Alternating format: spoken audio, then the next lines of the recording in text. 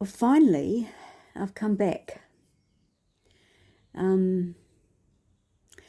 I've just turned 78 and my hair's got a lot greyer at last.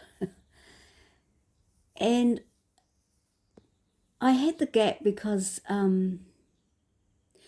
if I look at why, when I turned 75, I stopped all paid work, and I had been working from the age of 15.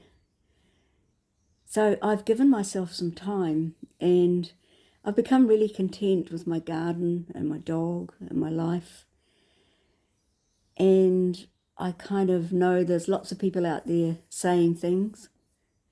I kind of thought, well, I'm just happy as I am. And one of the things that's got me started again is I meet younger women that say, oh, you need to write, or you need to share what you know and your wisdom. So here I am again. And I just want to make it clear that I'm sharing my story and my path with the hope that it might trigger other women who have had similar struggles. And I also feel that one of the things that lacks in our world, and I've looked for it, is rape. The violence of rape affects us in a particular way, and it's different from other violence.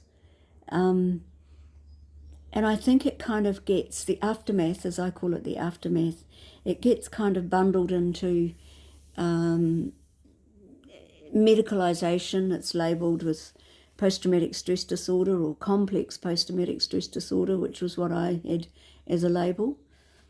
And personally, I think it's deeper than that, just from what I've learned, really.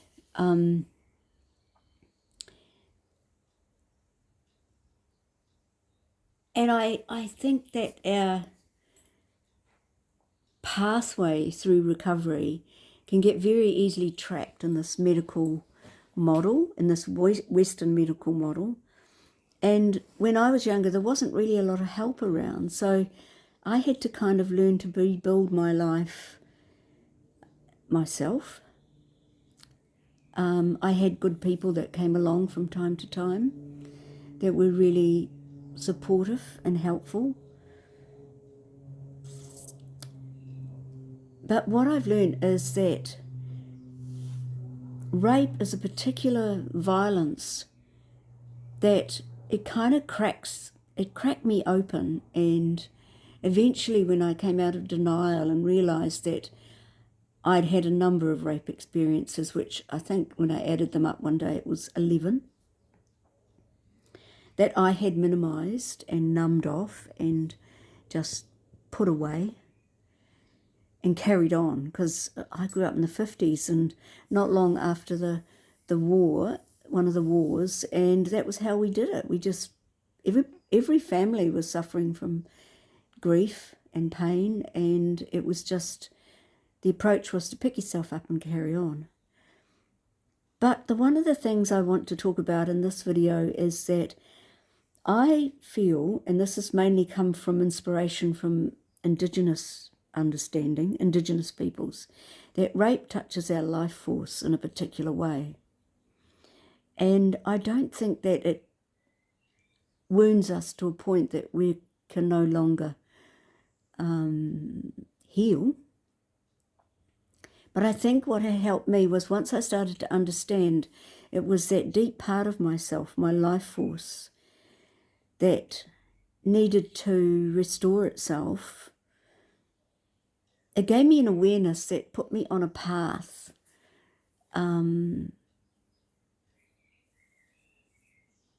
becoming aware of what made me personally feel more alive. And I will talk about this, but I've been studying or practicing Aikido for 36 years now, and it was one of my pathways through my recovery. But the martial artists talk about ki. Chinese medicine understands the ki, the life force. I live in New Zealand. Māori talk about Māori, which is the life force, and that everything, rivers, mountains, stones, human beings, animals have life force. And that started to mean something to me. So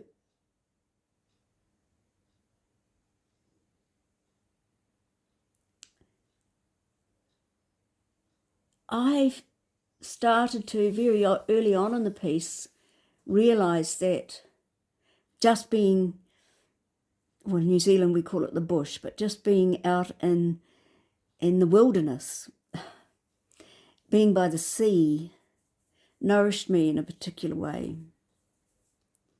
And I was very fortunate in that I found a place to live that I heard the sea every day. I can see the sea every day.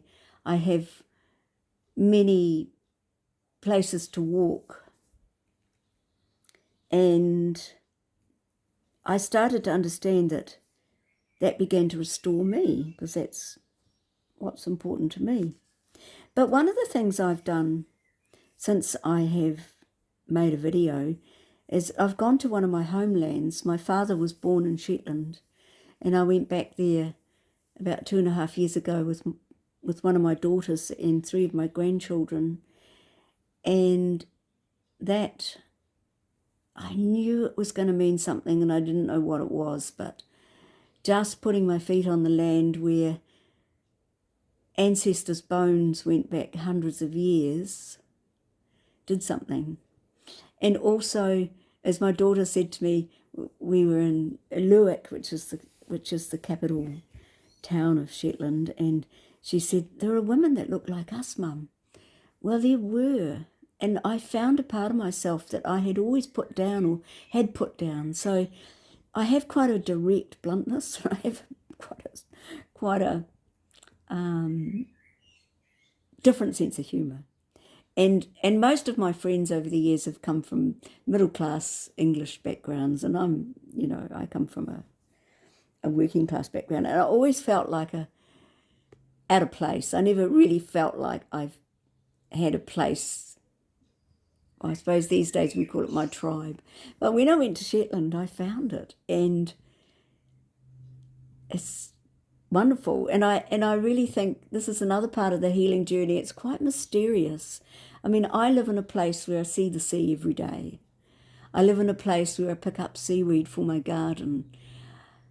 There's lots of storms. It's very wild. I live in Wellington. It's probably the worst climate in New Zealand. We get gales and storms that roll in from the South Pole regularly. And we don't have one of these perfect summers.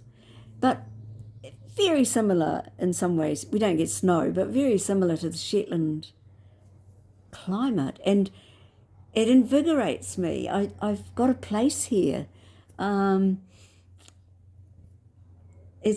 see, this is the magic of the healing journey. This is if I look back, because I'm 78 now. I'm quite proud of being 78, and I can see enough now. I can look back, and I can see the mystery of the healing journey, and how there's something that is still that I'm not really, haven't been really conscious of, that's been guiding me. And that's, to me, is how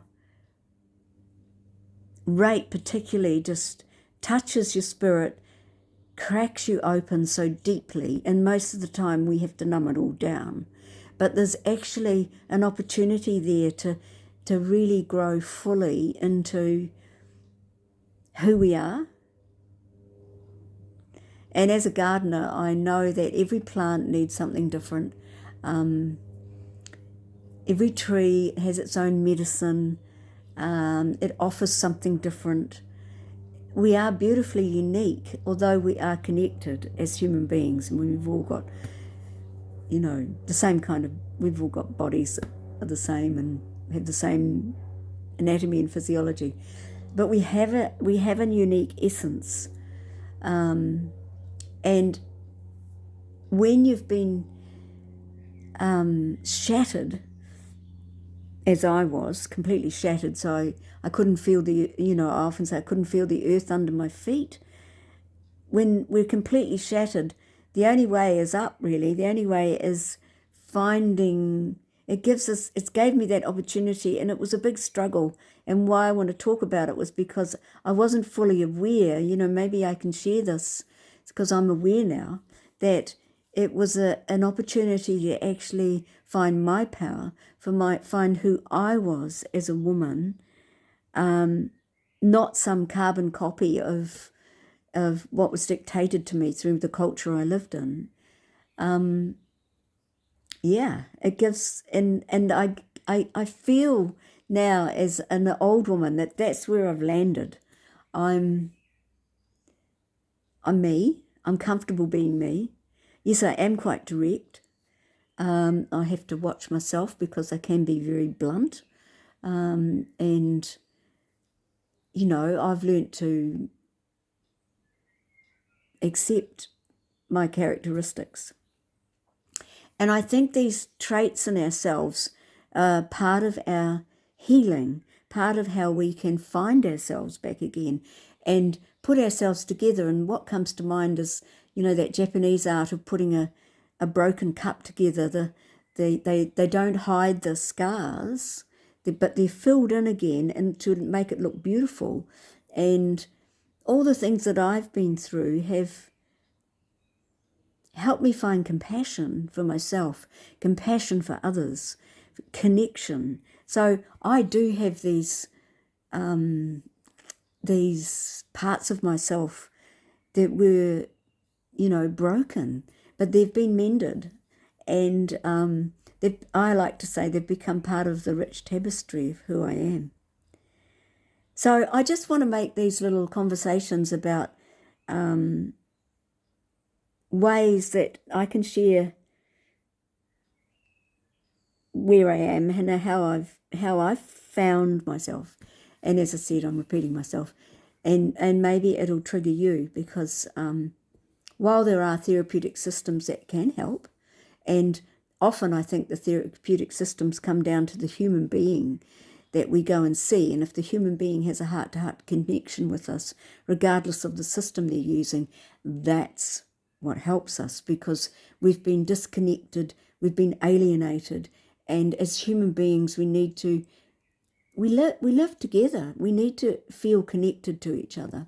So if you find a therapist or a counsellor or healer or whatever that actually connects from the heart, it's not so much what they say or what they do, but that's what begins to help us restore our life force. So I'll just leave it there for now, and I will be making more videos.